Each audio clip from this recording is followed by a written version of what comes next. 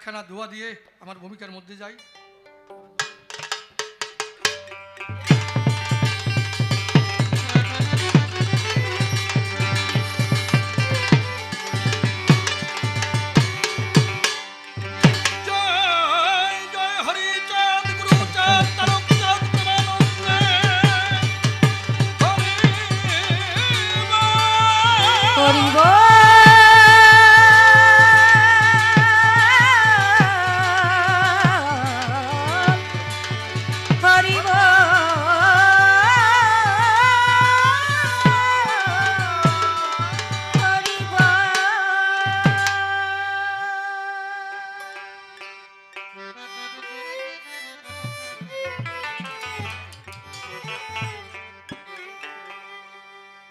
আমার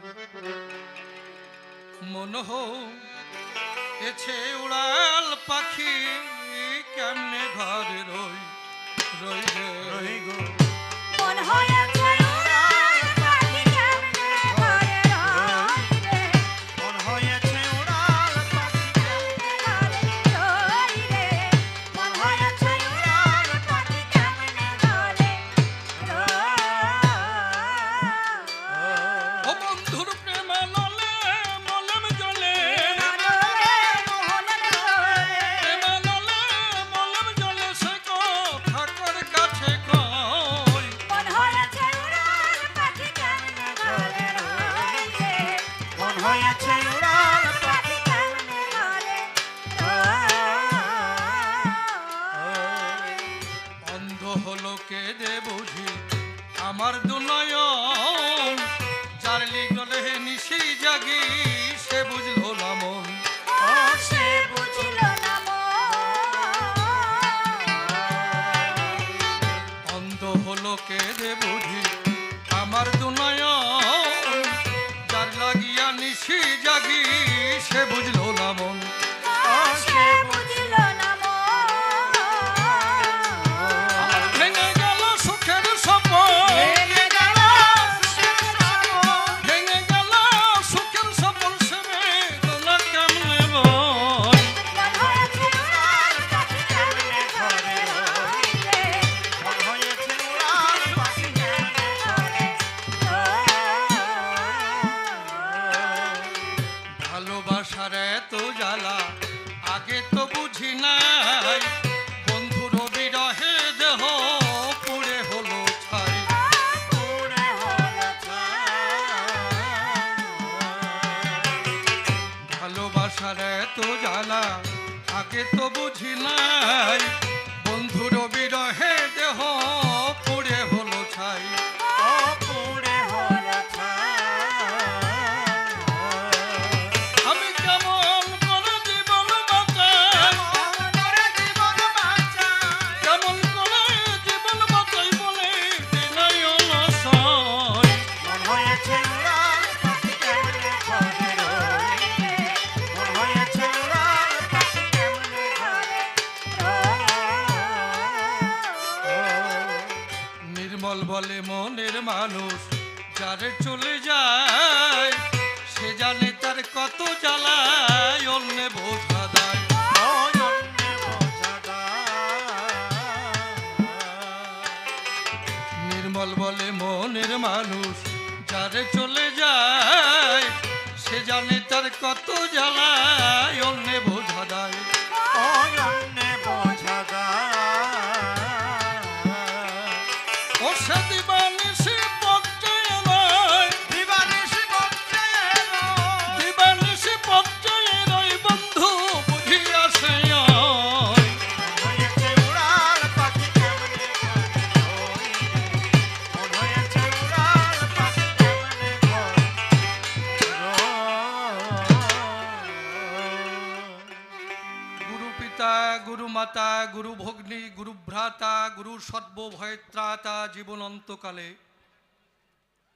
অদ্যকারে কবি গানে প্রণাম করি শ্রী গুরু অসীমের চরণে তুমি গুরু নিজ গুণে স্থান দিও তব চরণ তলে।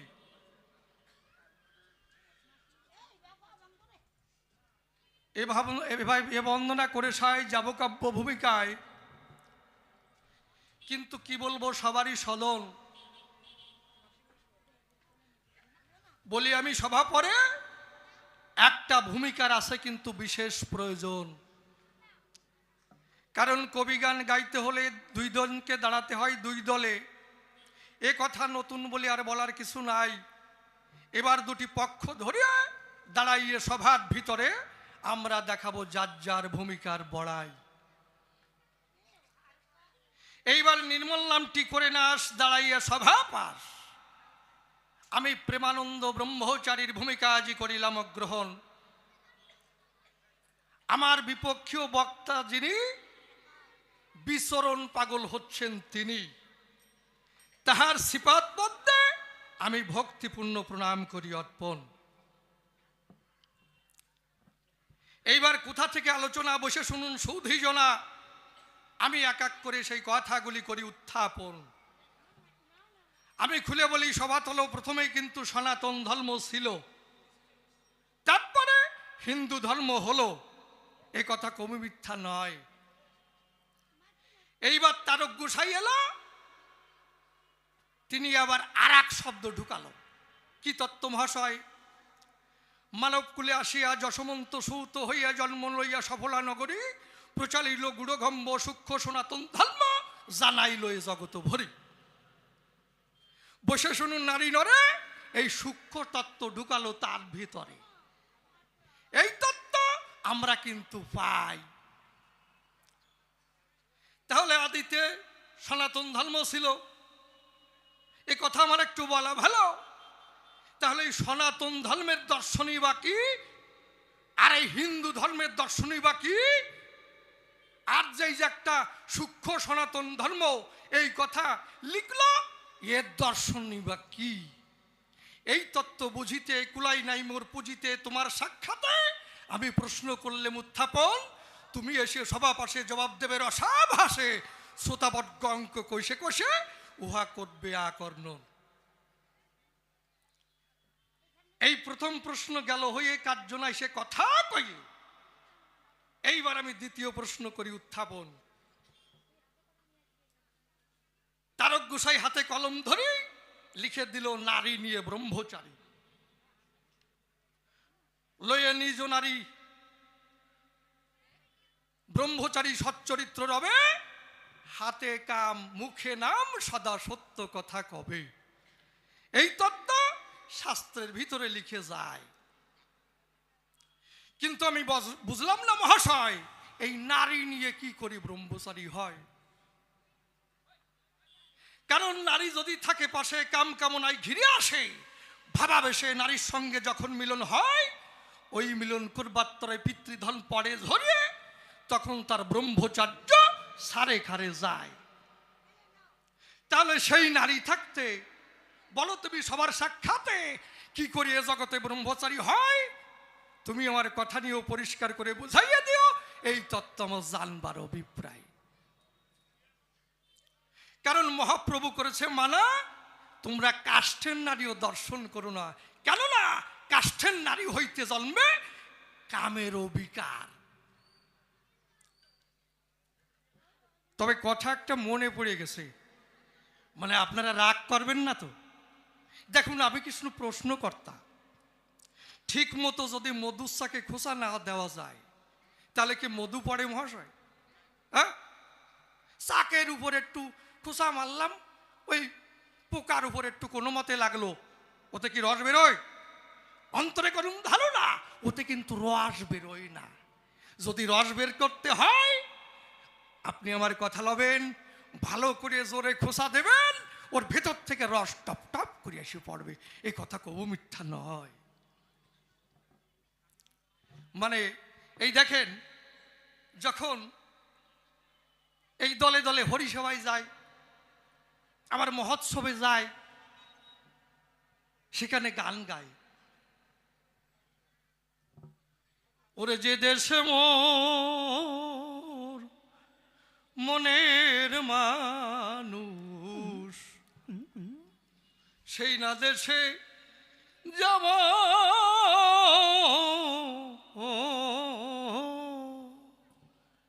কি বলবো ধর্মরাজ সবাই এই গান গায়, আরো কত ধরনের গান গায়, প্রেম বন্যায় ভেসে যায়।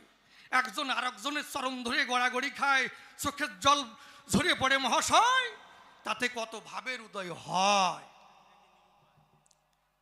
আস্তে কিন্তু মৎসব শেষ হয়ে গেল, খাওয়া দাওয়া হয়ে গেল, তারপরে যখন বাড়ি যায় সেই ভাব থাকে আর মহাশয়? অন্তরে কোনো ধারণা, তখন আর সেই ভাব থাকে না, আর এক ভাব দেখা যায়। কি ভাব?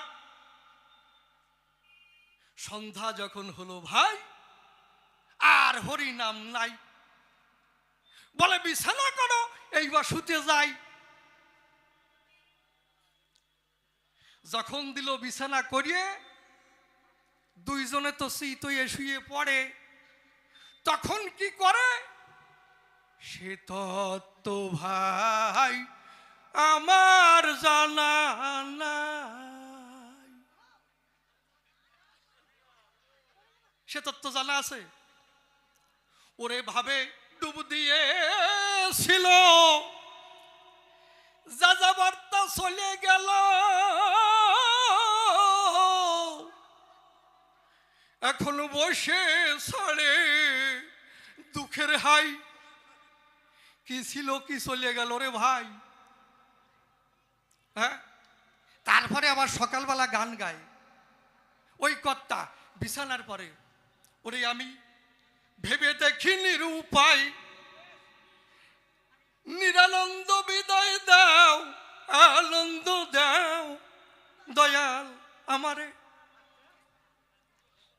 ও স্বপন বসে তো বিছানায় গান গায়, আর ওর বাবা নির্মল সরকার আবার বারান্দায় বসে তামাক খায়। ওই আমার খোকা তো এই গান দৈনিক গায়, তো গানের ব্যাখ্যা তো বোঝে না, আর বুঝিয়ে এইভাবেই তো কয়, আমি ভেবে দেখি নিরুপায়। বসে শুনুন বিজ্ঞ লোকে, নারী যদি সঙ্গে থাকে তার সঙ্গ দোষ হয়। ওই নারী সঙ্গ যখন করে, বসে শুনুন নারী ধরে, তখন পিতৃধন পড়ে ঝরিয়ে, আর যখন পিতৃধন ঝরিয়ে পড়বে তখন কিন্তু আনন্দ নষ্ট হবে, দেহের আনন্দ থাকবে না। তখন কি পায়? এই নিরানন্দ পায়। এ কথা কবু মিথ্যা নয়। তাহলে এ জগতে এই নারী থাকলে পরে, নারী নিয়ে জগতে কি ধরনের ব্রহ্মচারী হয়, তুমি আমার কথা নিয়ে গোসাই একটু ভালো করে বুঝাইয়া দিও, এই তত্ত্ব আমার জানবার অভিপ্রায়। আপনারা রাগ করেন নাই তো? রাগ করিস? পাগল পাগলি যারা চরাচরে, তারা যে কত প্রকার রাগ করতে পারে, কত প্রকারের যে ভাব হয়, এরা তারা বোঝে মশাই। মানে উনি কোন তত্ত্বে রাগ হইছে, সেই তত্ত্ব আছে উনার কাছে, উনি ওই জায়গায় থাকুক মশাই নাকি। এইবার কি, এই যে বিচরণ পাগল, হীরামন পাগল, দ্বাদশ পাগল ঘরে মহাশয়, খুলে বলি সভাতল, পাগলের একটা বাজার মিলে গেল। তাহলে গোসাই এই কোন জগতে গেলে পরে বলো দেখি আমার ধারে, সে জগতে পাগল হয়? কোন জগতে গেলে পাগল হয়? কেউ বউ হারাই গেলে পাগল হয়, কেউ ধন সম্পত্তি হারাই গেলে, চলিয়ে গেলে তারে পাগল কয়। তাই এরা এ জগতে যে পাগল হলো, এর মধ্যে কোন তত্ত্ব ছিল? একজন ভয় পাইছে, ভয় পাওয়ার পরে আর একজন আবার ধরিয়ে নিয়ে গেছে, যে এরে ভয় পাওয়া জাড়াতি হবে। আরে জাড়াতি যখন গেছে, বলে কি দেখে ভয় পাইছো? বলে যখন আসতেছিলাম তাল গাছের মাথায় পেতনি বসা ছিল, সাদা কাপড় পরিয়ে পরা ছিল, তারপরে ওখান থেকে প্রস্রাব করে দিল, তারপরে আমি ভয় পাইছি। যে ধরে নিয়ে গেছে ও বলছে আগে আমারে জাড়াই দেন। বলে কেন, তুই ভয় পাইছিস কি দেখে? ও তো দেখে ভয় পাইছিস, তুই ভয় পাইছিস কি দেখে? বলে আমি শুনিয়ে ভয় পাইছি, আমি গোল্লাই গেছি, আমি ভয় পাইছি শুনিয়ে। এই জগতে যারা পাগল হলো, তারা কি দেখে পাগল হলো না শুনিয়ে পাগল হলো? এই তত্ত্ব জানবার আছে অভিপ্রায়। তুমি আমার কথা নিব, বিষয় ভালো করে একটু জবাব দিও, আবার জানবার আছে অভিপ্রায়। এইবার আর একখানা প্রশ্ন করে যাই। হরিচাঁদ ঠাকুর যখন এসেছিল, নাম দিয়ে গেল। এই নাম করবে রে ভাই। আবার যখন গুরুচাঁদ ঠাকুর এলো, বলে যে জাতির রাজা নাই সে জাতি তাজা নাই। এর মধ্যে আবার ইলেকশন ঢুকই দিয়ে গেল। আচ্ছা, যদি কেউ রাজা হতে যায় তাহলে তো পড়বে বিভিন্ন সমস্যায়। হ্যাঁ, এই মতুয়ার বাজারে যারা ঘরে গামছা পরিয়ে হাতে ছোটা রয়, ওই মতো অবস্থায় যদি বিধানসভায় যায় কি পরিস্থিতি হয়? হ্যাঁ, সিআরপিএফ তো একেবারে গেটে ধরে তাড়াই দেবে, বলে চলে যাও। তা যে জাতির রাজা নাই সে জাতি তাজা নাই, এই কথাই আমি পাগল হইয়ে যাই। আর একটা কথা, এই যে দুটো দিক আছে, কোন দিক? রাজনৈতিক আর কূটনৈতিক, এই দুটো দিক। তাহলে মতুয়ার বাজারে যারা ঘরে বসে শুনুন নারী নরে, তারা থাকে সরলতার ভিতরে, তাদের মধ্যে কোনো কূটনৈতিক নাই। হ্যাঁ, তারা নাম করে, নামে নয়নের জল ঝরে, কি ভাবধারা রে ভাই। কিন্তু যারা রাজনীতির নেতা, তারা মুখে একটা বলে, ভেতরে আর একটা ফাইটিং চলে। সেটা কেমন অবস্থায়? আমার একটা গল্প মনে পড়ে গেছে, আপনারা রাগ করবেন না তো? কারণ অনেক নেতা থাকতে পারে ভাববে যে আমার গাড়ি ফেলাই দিল, তাই না? আমার গাড়ি ফেলাই দিল। তবে এখানে যারা নেতা আছে তারা খারাপ মানুষ না, তারা খুব ভালো মানুষ, এরা অন্য দিক দিয়ে। কিন্তু যদি কেউ খারাপ লাগিয়ে বসে, সেতে ভাববে আমার কথাই বলতেছে, সে বুঝে বেড়াইয়ে। যাই হোক, এই একজনের খৈনি খাওয়ার বাতিক আছে এক নেতার। এখন উনি বক্তব্য দিচ্ছে, বন্ধুগণ, আমি যদি একবার ভোটে জয়লাভ করতে পারি, আমি কথা দিচ্ছি সমস্ত ফাঁকা জায়গা আমি পাকা করে দেব। যেখানে বিদ্যুৎ পৌঁছাতে পারেনি, আমি কথা দিচ্ছি একবার ভোটে যদি জয়লাভ করতে পারি, আমি বালতি ভরে বিদ্যুৎ দেব। কি বলবো, ধর্মরাজ সবাই মানুষে কিন্তু এইভাবে বলদ বানায়। এখন ওনার যে খৈনি খাওয়ার বাতিক আছে, ওই বাতিকে ঠেলা দিছে। এখন কোন কৌশলে ওই খৈনির কৌটা বের করবে? এদিকে খৈনি খাওয়া হবে, আবার বক্তব্য দেওয়াও হবে, মানুষরে বলদ বানানো হবে। দেখেন কিভাবে বের করে।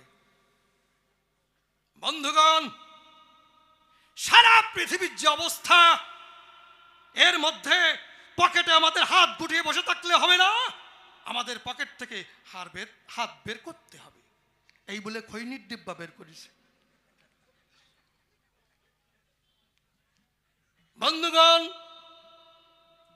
এই যে সমাজের যে সাদা কালো, আমি প্র্যাকটিক্যাল দেখাচ্ছি। এই যে সাদা পদার্থ চুন, মানে এক পাশে চুন থাকে, আর এই যে কালো পদার্থ তামাক, এই দেখেছে, এই দুটোকে, এই যে সমাজের যে অবস্থা, আমি এই ভেদাভেদ রাখবো না। আমি একবার ভোটে যদি জয়লাভ করতে পারি, সব আমি মিশিয়ে দেব, মিশিয়ে দেব, মিশিয়ে দেব। খৈনি মিশাচ্ছে। বন্ধুগণ, যারা সমাজ বিরোধী, মা বোনদের ইজ্জত দিতে জানে না, নারী ধর্ষণ করছে, খুন রাহাজানি করছে, আমি একবার ভোটে যদি জয়লাভ করতে পারি, আমি এই সমাজ বিরোধীদের রাখবো না, আমি এদের ধরবো আর টিপে টিপে মারবো, টিপে টিপে মারবো, টিপে টিপে মারবো। খৈনি ডলা হয়ে গেল, টেপা হয়ে গেল। বন্ধুগণ, আর এই সমাজের ময়লা আবর্জনা আমি রাখবো না। আমি একবার ভোটে যদি জয়লাভ করতে পারি, আমি সব ফু দিয়ে উড়িয়ে দেব, ফু দিয়ে উড়িয়ে দেব, ফু দিয়ে উড়িয়ে দেব। খৈনি রেডি, 3 আঙুলের মাথায়। বন্ধুগণ, যারা উপার বাংলা থেকে আসা মানুষ, রেল লাইনের পাশে আছে, পাকা রাস্তার পাশে আছে, কত অনাহারে দিন কাটাচ্ছে, এক মুঠো খেতে পায় না। আমি কথা দিচ্ছি, আমি যদি একবার ভোটে জয়লাভ করতে পারি, আমি যাদের কাছে যাব তাদের মুখে দুমুঠো অন্ন তুলে দেব, অন্ন তুলে দেব। এই বলে খৈনি খাইছে দেবে গোড়ার ডিম। আপনারা হাসেন, দুঃখের জ্বালায় আমার কাশও আসে না। হ্যাঁ, তাই নেতা যারা মুখ দিয়ে এক কথা বলে আর ভিতরে আর একটা চলে, তাই যে রাজনীতির দলে তে মতুয়ারা যদি এই দলে ঘুরে ফেরে, তাহলে এই পথ কি করতে পারবে অবলম্বন? তুমি আমার কথা নিও, পরিষ্কার করে বুঝাইয়ে দিও। এই তত্ত্ব জানতে আমার আছে অভিপ্রায়, তুমি আমার কথা নেবে, ভালো করে বুঝাইয়ে দেবে। এইবার একটা সঙ্গীত করার প্রয়োজন ধর্মরাজ সভায়।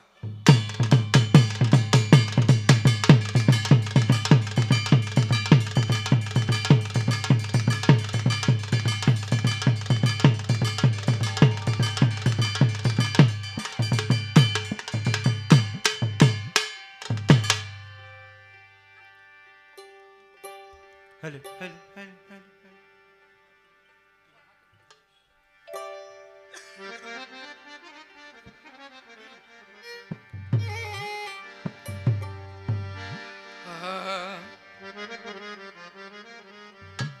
তোমার হাতের পুতুল হয়ে নাচি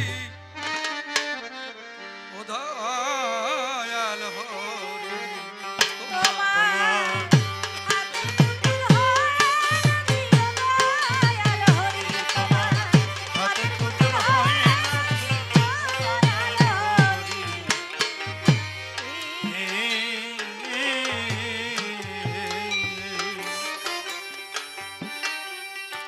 ও তুমি যখন যাহা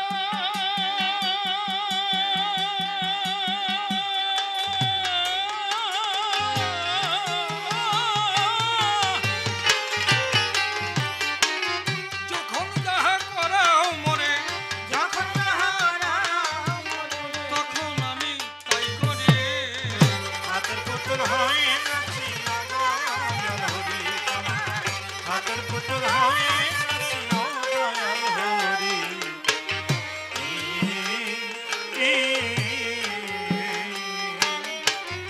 আমায় সৃষ্টি করার আগে জীবন ভরে যাহা লাগে সব করেছো ভাগে ভাগে, তুমি তৈয়ারি। দয়াল তুমি তৈয়ারি।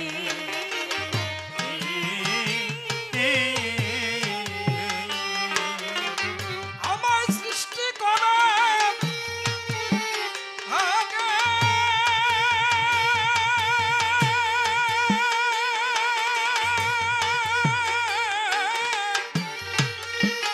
জীবন ভরে যাহা লাগে সব করেছো ভাগে ভাগে, তুমি তৈয়ারি। দয়াল তুমি তৈয়ারি।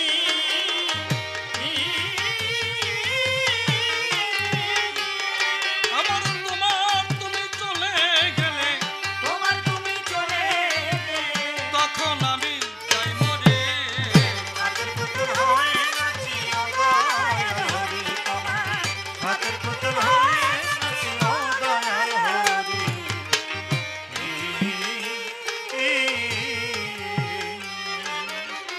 তোমার মতো বান্ধব কেবা দিবানিশি করো সেবা, সব তুমি দিবা এ জীবন ভরি। দয়াল জীবন ভরি।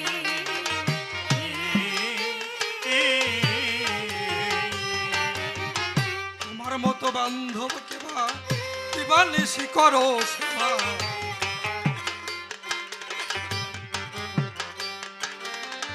এ জীবন ভরি। দয়াল জীবন ভরি।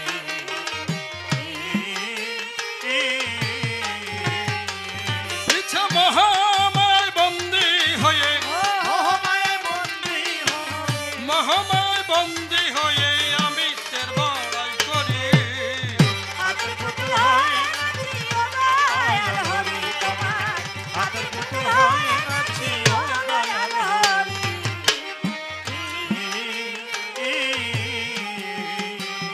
গুরু মাঝে তোমার সাজাই সবাই সাজে তুমি থাকো সকল কাজে মূল সূত্র ধরে দয়াল মূল সূত্র ধরি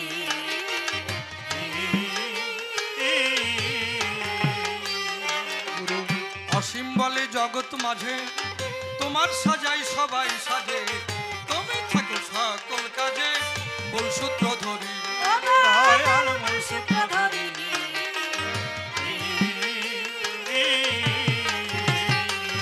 তুমি যে ভাব সাজাইছ মরে যে ভাব সাজাইছ মরে ভাবে রাখি জীবন ধরে হাতের পুতুল হয়ে নাচি দয়াল হরি হাতের পুতুল হয়ে নাচি দয়াল হরি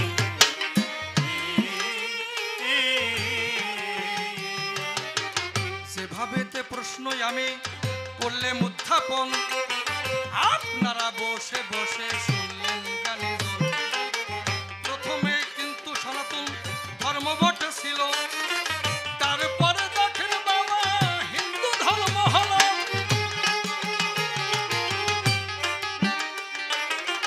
তারক গোসাই এসে আবার সনাতন ধর্মদের সূক্ষ্ম তত্ত্ব দেয় এই তত্ত্ব জানতে আমার হলো অভিপ্রায় সনাতনের মধ্যে কি দর্শনই বা রয় হিন্দু ধর্মের মধ্যে কি বা দর্শন পাওয়া যায় সূক্ষ্ম সনাতনের মধ্যে আবার কি বা দর্শন রয় এই তত্ত্ব জানতে আমার আছে অভিপ্রায় এ জগতে পাগল বলে শুনিবারে চাই এই তত্ত্ব জানতে আমি তোমার কাছে যাই পাগল বলে এ জগতে কারেই বা বলে এই তত্ত্ব তুমি এসে সবাই খুলে বলে দেখি এর পরে এসে কোন কথা কয় কোন ভাবের ভাবধারা এসে উঠাই লয়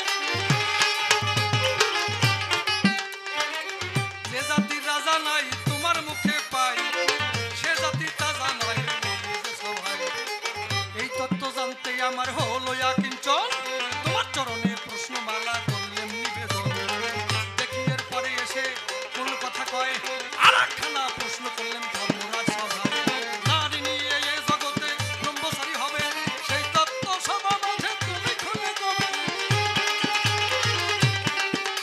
এই নারী নিয়ে এ জগতে ব্রহ্মচারী কি হলো এই তত্ত্ব সভা মাঝে তুমি খুলে বলো দেখি এর পরে এসে কোন কথা কয় কোন ভাবের ভাবধারা সেই উঠাইয়ে লয় গুরুদেবের শ্রীচরণে প্রণতি জানাই তাহার যা ইচ্ছা বটে করে জানতাই আরে গুরু যদি কাঙ্গারি হয়ে বসে গেল নাই এবার ভাঙ্গা তরি হলেও তাহার বাড়ি উঠে যায় উঠুক না তুফান উঠুক তুফানে দরকারি ভাঙ্গা তরি হলে আমার উঠে যাবে পারি তবে আর বেশি বলে নাই প্রয়োজন আমার মতো ভাবে কানে করবো সমাপন দেখি এরপরে এসে কোন কথা কয় এবার কোন ভাবের ভাবধারা সে উঠাইয়ে লয় অন্তরে অন্তরে হয় আমি সুখী যা ভাব দিতে যখন থাকবে না আর বাকি এতে